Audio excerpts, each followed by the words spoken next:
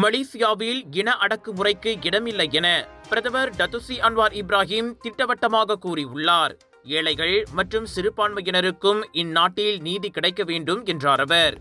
கடந்த மாதம் மலாக்காவில் 3 இந்திய இளைஞர்கள் போலீசால் சுட்டுக் கொல்லப்பட்ட சம்பவத்தை அவர் ஒரு உதாரணமாக குறிப்பிட்டார். அதில் பாதிக்கப்பட்டவர்கள் மலாய்க்காரரா, சீனரா, இந்தியரா என நான் பார்க்கவில்லை. நீதி நிலைநாட்டப்பட வேண்டும் என்பதில்தான் எனது முழு கவனமும் என அன்வார் கூறினார். அதனால்தான் வெளிப்படையான விசாரணைக்கு உத்தரவிட்டதாக மலேசிய கிறிஸ்துவ சம்மேளனம் நடத்திய கிறிஸ்துமஸ் நிகழ்ச்சியில் பேசிய போது பிரதமர் தெரிவித்தார். முன்னதாக செம்பனை தோட்டம் ஒன்றில் அதிகாலை 4 மணிக்கு நிகழ்ந்த சம்பவத்தின் போது தங்களை கைது செய்ய முயன்ற ஒரு போலீஸ்காரரை வெட்டி காயப்படுத்தியதை அடுத்து 3 சுட்டுக் கொல்லப்பட்டனர். கொலை முயற்சி என வகைப்படுத்தி மலாக்கா குற்றப்புலனாய்வுத்துறை அதனை விசாரித்து வந்தது. எனினும் அதற்கு குடும்பத்தார் எதிர்ப்பு தெரிவித்ததை அடுத்து தற்போது புக்கிட் அமானே அவ்விசாரணையை கையில் எடுத்துக் கொண்டுள்ளது.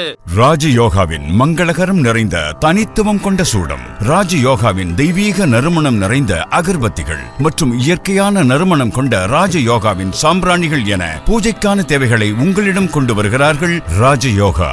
இது ஒரு சிம்லா மார்க்கெட்டிங்கின் தரமான வெளியீடு.